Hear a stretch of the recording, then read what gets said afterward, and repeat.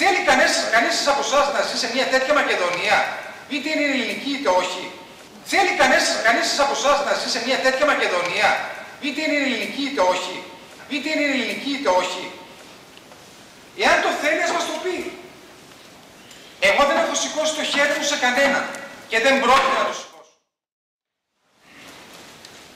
Φίλοι και φίλες, περιγράφοντας και τη σκηνή της συνάντησης με τον Πρωθυπουργό κτλ. Εγώ δεν θέλω να μεγαλώσει ο γιος μου σε αυτή τη χώρα με αυτά τα φασισταριά εδώ έξω τους 20-30. Προσδιορισμός αριθμητικός.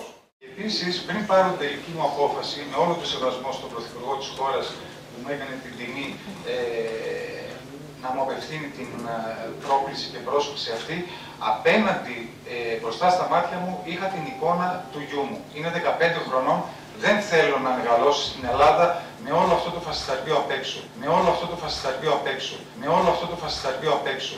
Με αυτά τα φασισταρπιά εδώ έξω τους 20-30. Προσδιορισμός αριθμητικός.